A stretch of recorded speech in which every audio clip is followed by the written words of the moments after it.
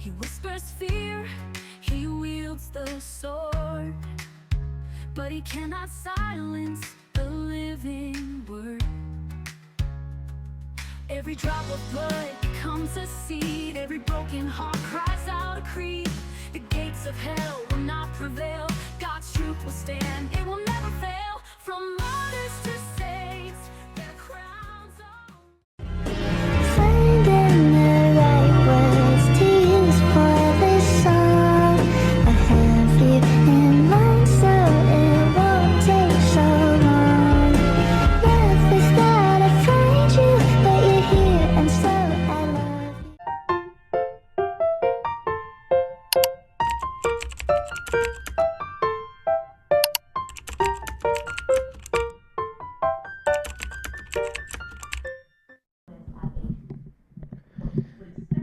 All right, y'all. We're going to be doing live commentary on this vlog of watching breaking news where Tyler Robinson went on the night of the 9/10. So we're going to watch some Candace slop together. Yeah, I'm going to call it Candace slop. Alright guys, before we get into this craziness, I want to tell you that this episode is being brought to you by Nimi Skincare. I am very intentional with the brands that I work with, and Nimi is one that I actually use every day. I've never seen her wear red lipstick before. Here in America, with no ideological It's kind of weird. no nonsense, just products that work. I don't think it suits her. You can visit She usually has better color picks. It was allegedly Tyler Robinson. He was allegedly acting alone on a rooftop, and it is allegedly supposed to have been the first time that he ever killed a human being. So I think most I don't understand why she thinks that we're gonna fall for this craps. a little bit of adrenaline, right? Maybe even the thought of what he had just done for the very first time might have made him physically ill. Like we would expect him to maybe lose his lunch, not exactly pop over to a nearby Dairy Queen to have lunch, calmly have lunch, and just begin texting his lover. Which is why I was very surprised to learn of what Tyler Robinson did thereafter, right? Tyler Robinson, we can exclusively confirm to you all, drove 3 hours away from Orem, Utah, down to Panguitch, Utah. I hope I'm saying that right. A lot of the cities sound weird. I think it's Panguitch, Utah. I'm showing you a map of that distance. It is just under 3 hours to get there. And what was he doing there? You're probably wondering, did he meet up with somebody? No, he was alone, and what we can tell you that he did when he got there was that he pulled into the Cowboys Smokehouse on North Main Street. He grabbed himself a seat at the bar at this steakhouse, and he ordered himself some more food. What? Specifically, Tyler Robinson ordered a steak, medium rare, mashed potatoes, and vegetables. There were 3 servers that were working that night, and then after news exploded the following day, and people began obsessively sharing, of course, the photo of the suspect, Tyler Robinson, having been captured after 33 hours, well, one of the servers recognized him as the person that was sitting at the bar the night before, so they decided to huddle up with management. He said, no, that person, Tyler Robinson, he was here. He was eating a steak, he was eating mashed potatoes. Management said, are you sure? Are you positive that Tyler Robinson said, yes, I'm absolutely sure. Well, they don't have any cameras at this restaurant, so what they decided to do was to verify that he was in the building, not by, of course, consulting outdoor video footage, which they didn't have access to, but rather just looking through credit card charges. Because Tyler Robinson, despite telling his roommate how he wanted to get away with this, remember the messages, like, here's what happened, I don't want anybody to know, make sure you delete this letter that's under the keyboard, but take a picture of it before you delete it, but read it, and then destroy it. He's trying to get away with this crime. Well, he used his credit card. That's how they found it. And so what they did was the right thing. They contacted the feds. Now, that's interesting because I would imagine that after 33 hours, when they sort of gloriously come out and yee-haw, we got him, I would, and call me crazy, I don't know how this stuff works, I'm not an expert, right? We're not experts, but I would imagine the first thing that they would do is that they would probably just try to figure out where he'd been, and maybe one way they would do that would be going through his credit card charges. I would imagine the federal government had that capability. They didn't do that. Instead, they were contacted days later by this restaurant. The server filed a report responsibly and said, yeah, he was here. We have the literal receipt. And they explained that Tyler Robinson was not very talkative. He seemed absolutely fine and normal and was texting on his phone.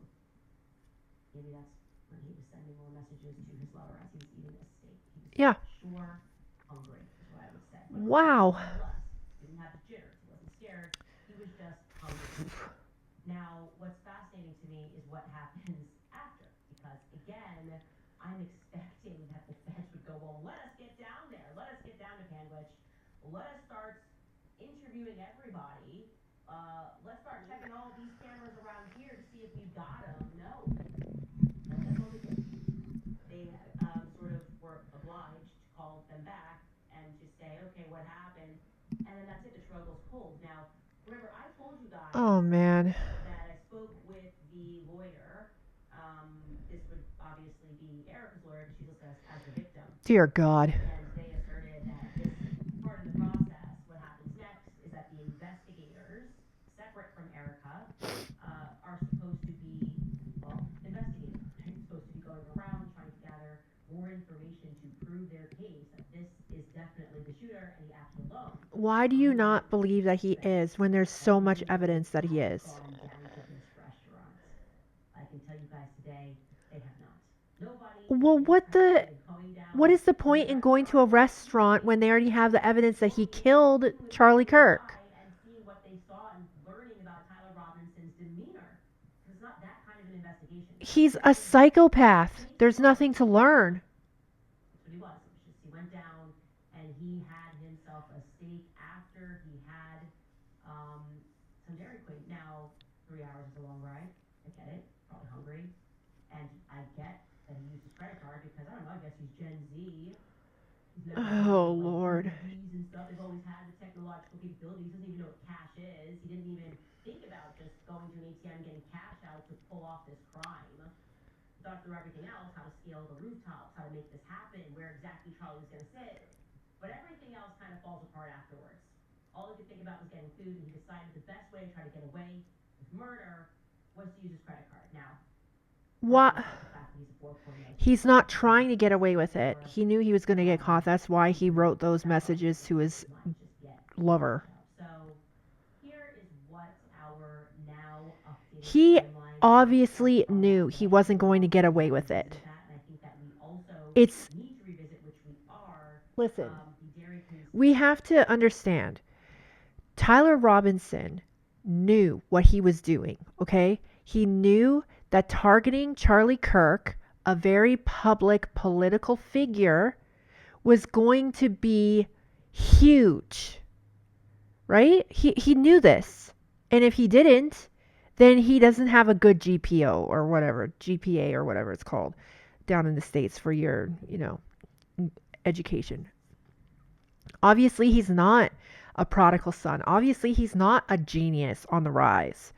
If he didn't know that killing a political public figure, a multi-$100 million public political figure, then he is not as smart as his parents or anybody that tried to prop him up as some kind of genius. You know what I mean? Like it doesn't make any sense unless you really have to you have to actually think about it in terms of he had to have known that he would have gotten caught. There's no way he wouldn't have gotten caught. In the age of technology, there was 3,000 people on that grass that day, all around Charlie. 3,000 people recording. You're going to tell me that there's no evidence that he was there? Please. Candace must be trying to bring her own slop if she thinks that this slop is going to be eaten up. You know what I mean? Holy frick.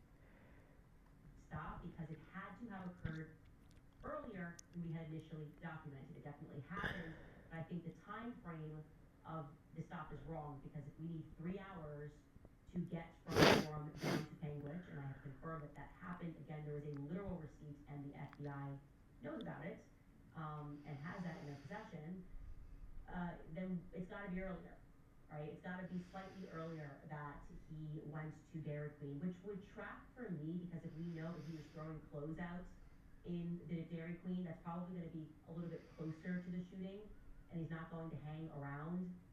So here's what we have. We have that press conference that happens at 5:30.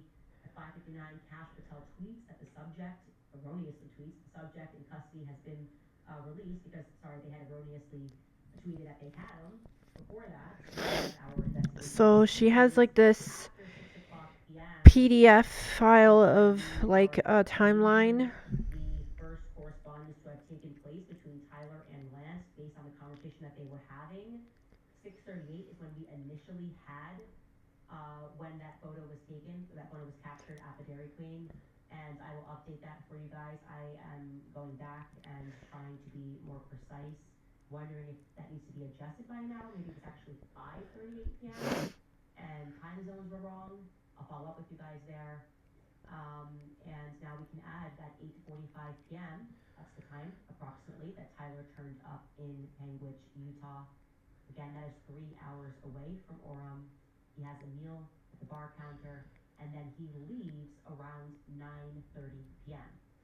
What is that? Fine. He's in a totally fine mood, and he appears. Did you hear that? He is texting while he is eating. Baby. Speaking much to. Baby.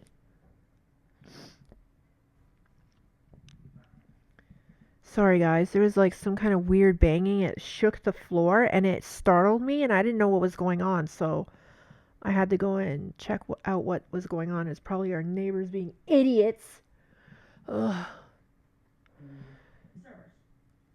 So, when I spoke to the people who had reported this, they suspect, and I think this is a good suspicion, a good instinct to follow, that he may have gone to his grandma's house afterwards, because apparently that's where his grandmother is from, and she lives nearby. And if you guys recall, Tara Robinson's grandmother was one of the first people to speak out, and she said, "You have the wrong person." She said, "My grandson does not fire guns. My grandson did not commit this murder." And so, since I am learning that she is from around here, and that she is a local, and everyone's familiar with her, they know who she is, I would imagine that it's possible that Tyler Robinson could have gone to his grandmother's house for the night.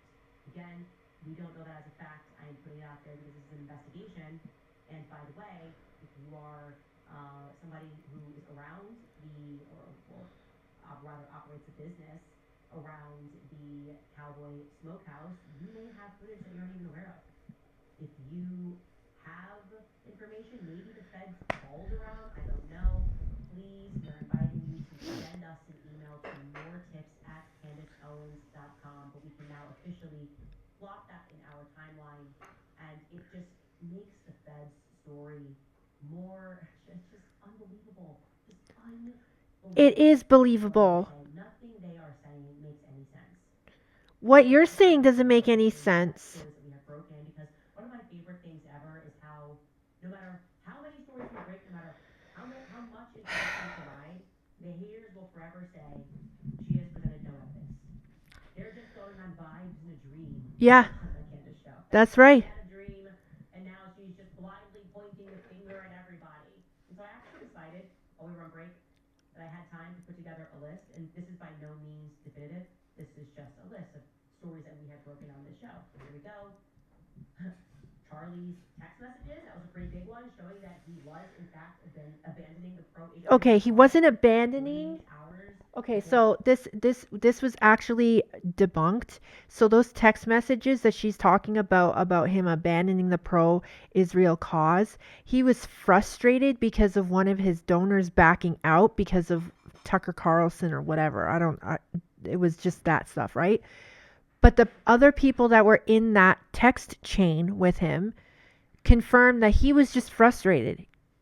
He was actually actively trying to figure out ways to help Israel have a better PR. You know? Because they were losing the PR fight because they have dignity for their people. They're dead.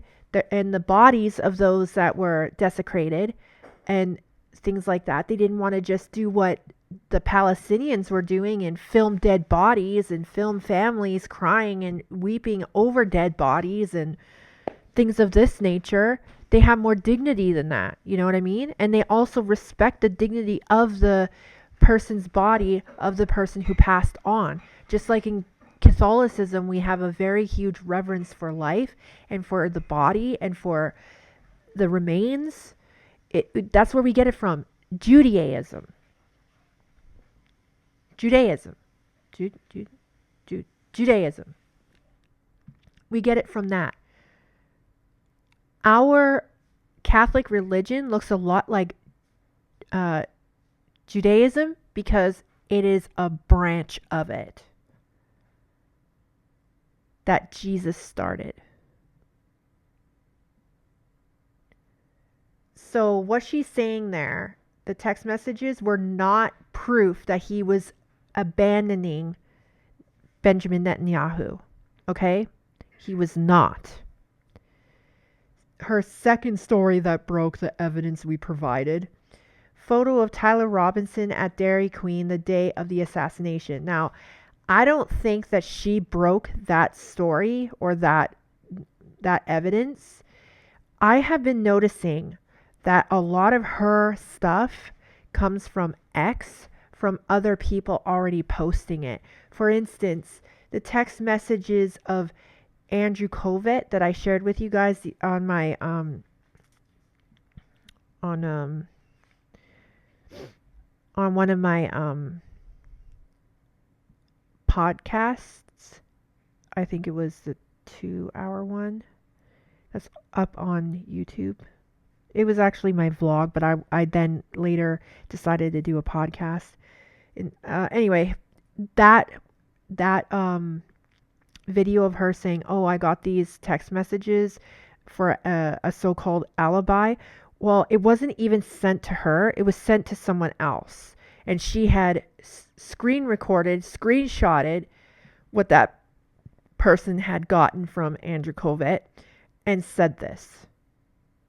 You know what I mean? Like what she's using other people's stuff and saying, "Oh, we broke it first." No, you didn't.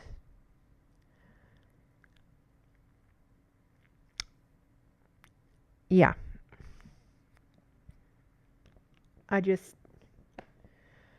I'm astounded that she can lie like this, spread slander and calamity of people that she obviously is trying to ruin the reputation of. This is intentional, and that makes it a grave sin. I don't understand why she's not understanding this. And, you know, we already know that Charlie was wearing the St. Michael pendant.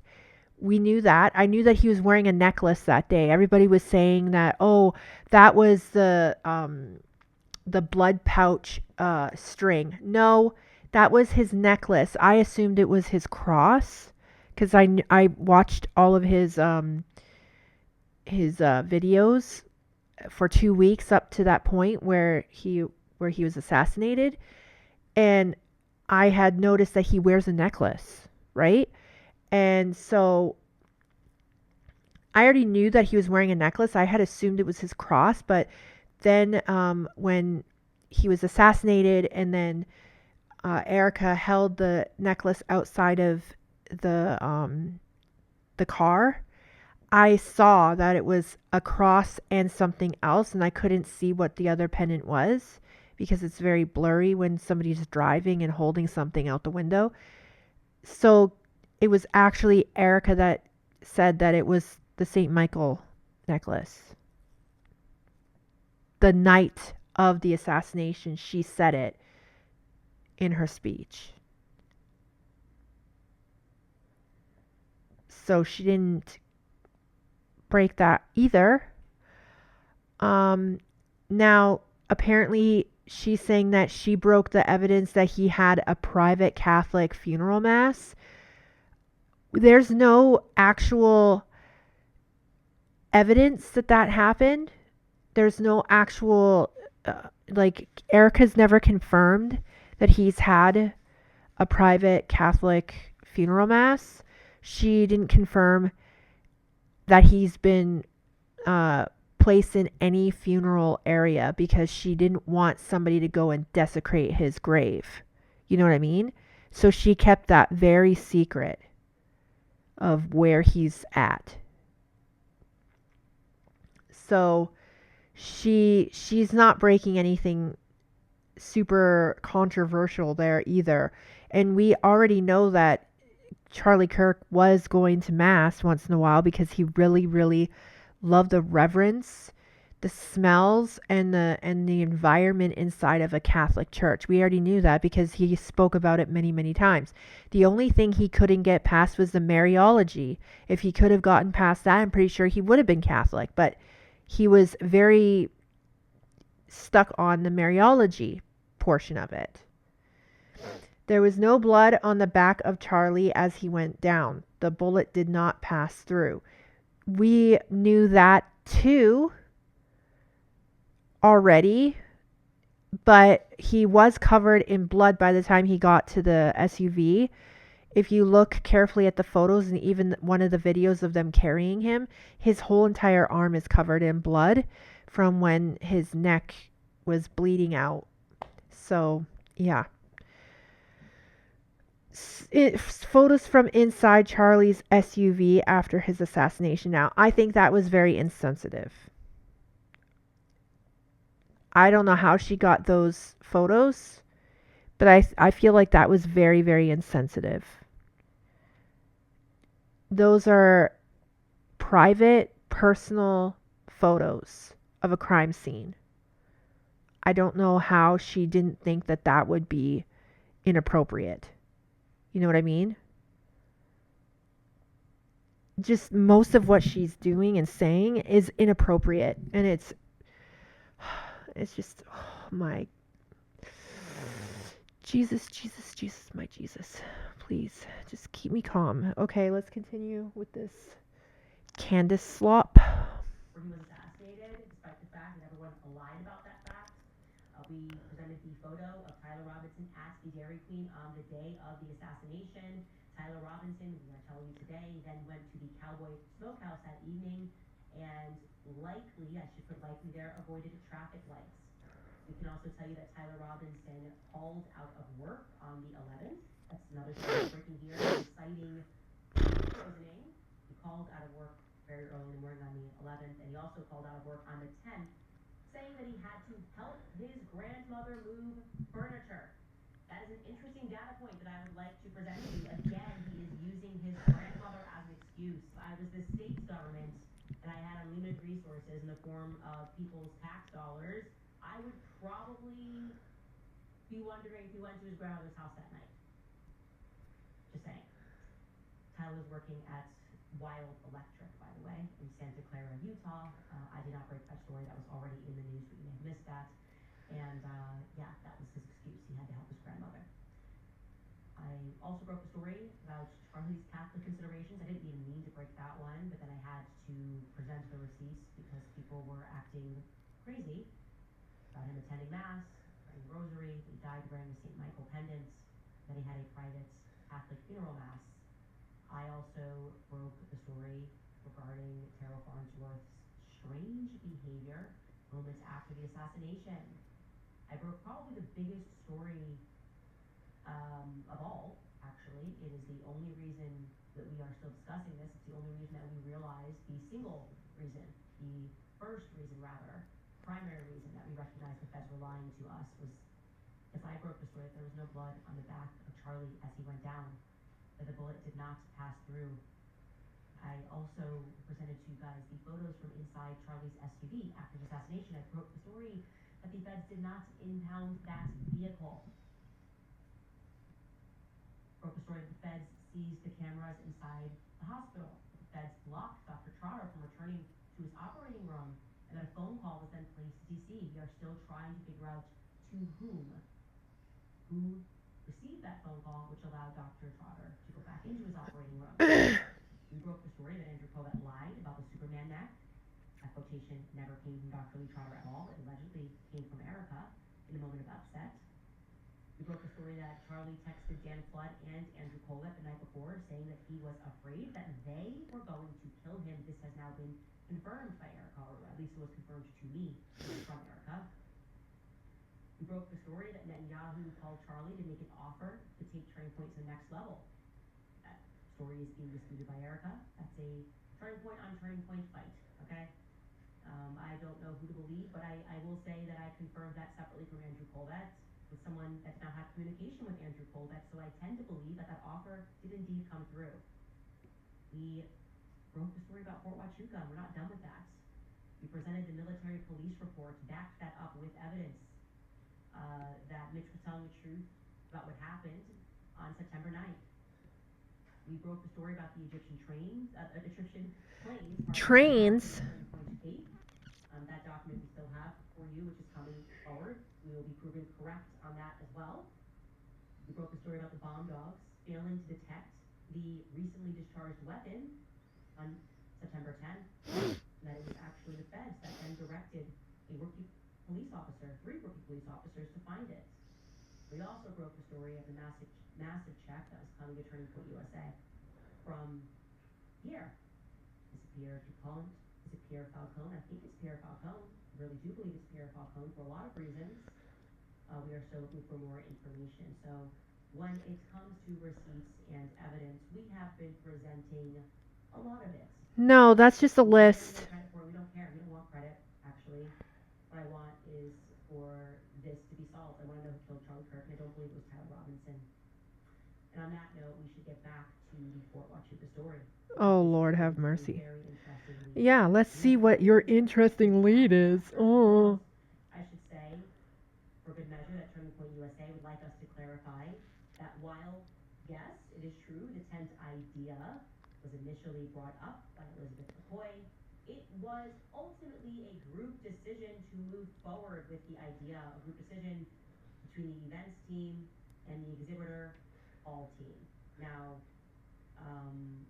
the idea from them was that at future tour stops, people would use that tent to grieve and to share their thoughts about how Charlie had changed their lives.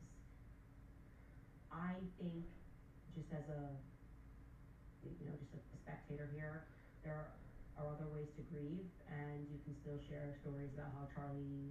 First of all, Candace, it's a very meaningful place. I'm pretty sure that after JFK was murdered, people went to the grassy knoll where he was murdered, that area, and did interviews there.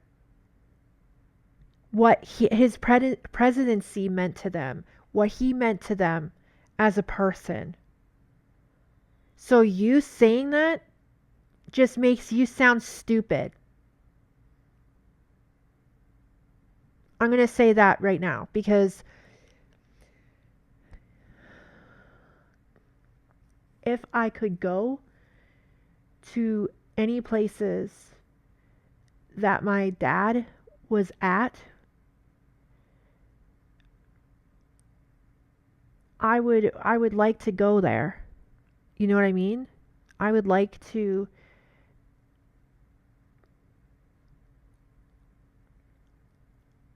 I would feel closer to him in a sense. And that's how people feel like when they do something like that, or when they have something of like a symbol of what happened. It's like being closer to them. Does that make any sense? She can say whatever she wants. She's making this sound so wrong, and it's not. People need to grieve. People need to have clarity. People need to have that closure. And some of them never got to say goodbye to him at a funeral. So this is their way of saying goodbye. Would she say that if they had an open casket at a funeral and it was like broadcast on TV? Would she be saying the same thing? He was a public figure. Everything was filmed. He had every moment of his life almost filmed, except on Shabbat, obviously. But most of his life was filmed, recorded. This doesn't make any sense to me what she's saying. Age life don't need to be under the sense that he's living. That's just my feedback there. Second update, this time regarding Fort Huachuca as well. Um, Erica has submitted another follow-up text regarding her whereabouts on the 8th. Now, you will recall, as I told you yesterday, that the issue with the first message that she provided, which was purportedly a conversation between her and Charlie about dinner on the evening of the 8th, was that the contact name was blocked on the message. It was blacked out on the message. I had received that, by the way, on December 28th. I immediately said, hey, could you unblock that, or uncover that, rather? And I followed up about 4 to 5 times, just trying to get that before we came back onto the podcast. I just said, I just wanted to see the contact number shown. Well, when I got off air yesterday, I had a follow-up, but it unfortunately was not what we were looking for or what we had asked for. It was just a Charlie Kirk contact card. Just like, this is Charlie Kirk's contact card in my phone. Now, I should add here that I am obviously working through a third party, and they made it clear that Erica has been tied up with something personal, so that's the reason for the delay. There were sick kids as well throughout the holiday, so there's just been a delay on getting that, but I wanted to let you guys know where we are at. No response at all from Brian Harpole. I've told you that several times. Or relatedly, Dan Flood. Now, Dan Flood was not seen at Fort Huachuca, but he does have communication with Brian Harpole, so I wanted to exhaust every effort to get to the bottom of where these individuals were, specifically Brian Harpole and Erica Kirk. Now, regarding Mark Amaday, you'll remember that Mitch had described a person who he was sure was a congressman. He felt that it was a congressman, and I told you that we looked up a congressman that fit the description of what he was telling us: 5'9", glasses, grayish white hair, and we came up with Mark Amaday, and he said that face looks familiar. Then Mark Amaday came out, and he had dropped a YouTube video of a live stream of him on a committee, and then X came back and said he actually missed the first 2 roll calls. This was a 12-hour House committee video. We certainly did not have the time to parse through it in our last episode last year. I did, of course, make that a priority during break. I did go through that 12-hour footage, and I would like to now state unequivocally that I think his story checks out. Now, I realize there's been some confusion because he does, in fact, miss those first 2 roll calls. But people then pointed out to me in the comments that he does appear, you can see him on the screen early on. It is blurry, but that early on where he's sitting, it looks like in his chair. When I visually look at it, it looks like Mark Amaday to me before the roll call.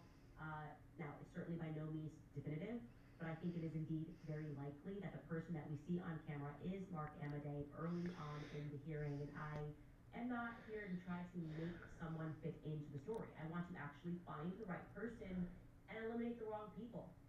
And to be clear, like I said, Mitch initially contacted me about just Erica Kirk and Brian Harpole. Brian Harpole being the big one. This meeting, this hands-on meeting that looked like mission is on the table. Let's go. Great. Right before mission. That's how it was described to me.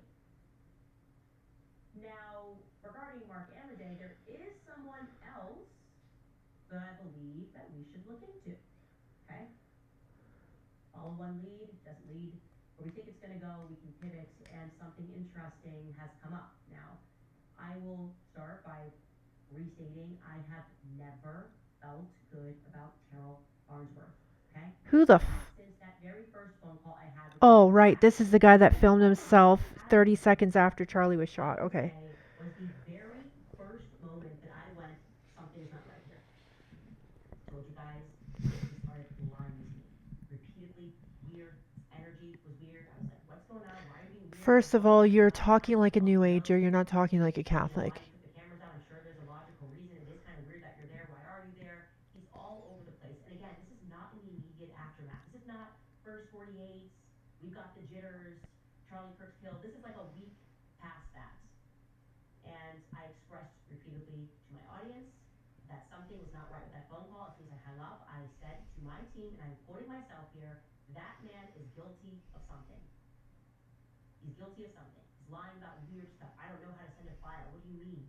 You run an entire AV company. You know how to send a file over the internet. Well, I'm scared Google might hack me. What? You're scared Google's going to hack you to release more footage of Charlie dying? That makes no sense. Nothing made sense, and I will never pretend it made sense. And I'm following my gut. I'm Terrell Farnsworth, okay? And I expressed my gut, not just to you and back at home, but I also expressed that to Erica and Justin Stripe when we were sitting in the meeting. I said, I'm not taking my foot off of that pedal. No. I do think that it's worth stating, before we get into this, that me finding the behavior and the conversation that I had with Terrell to be extremely suspicious is not, of course, an invitation to harass him or his family. I'm against that, and I'm saying that because apparently he is receiving death threats. That was told to me. He's receiving death threats because people want answers. Now, not ever do I ever want that to happen. I don't want people to watch this show and partake in that. No, nor do I think you guys are partaking in that, but I'm just saying that. Like, on this show, we sentence people to truth, to more daylight.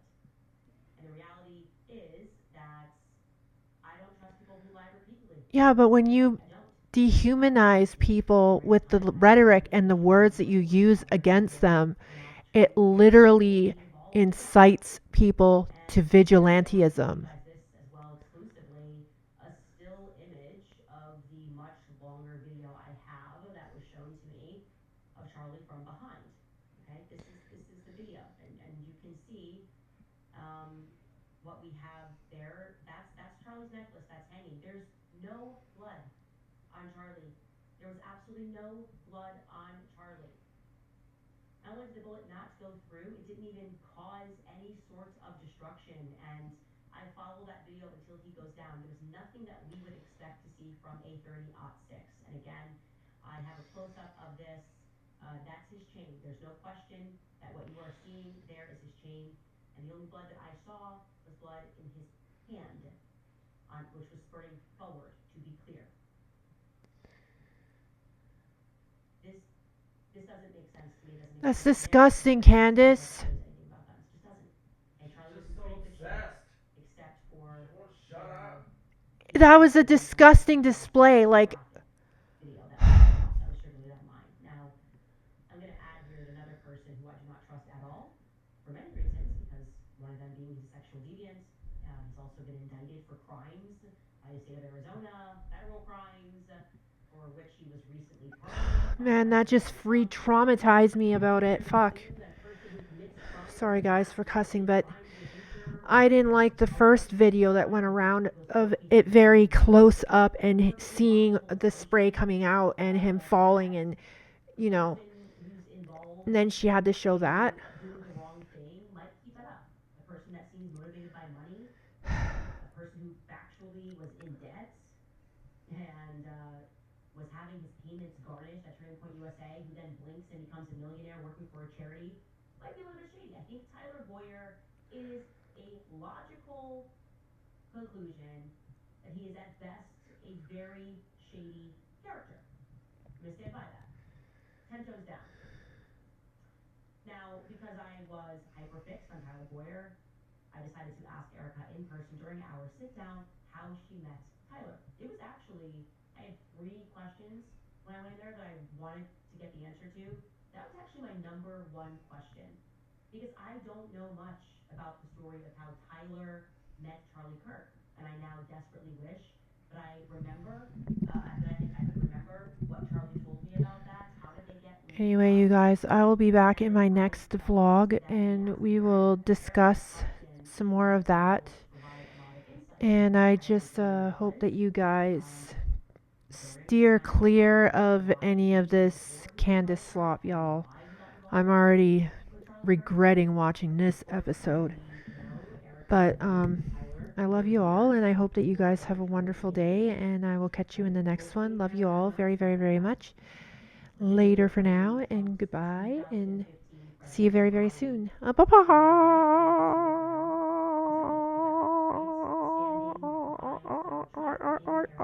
at its 2015 July rally, which I should mention also her mother, Lori Fransky, is in the background. So the three of them have known each other since at least July 2015 publicly. So I asked Erica how she met him. Her answer was that she met him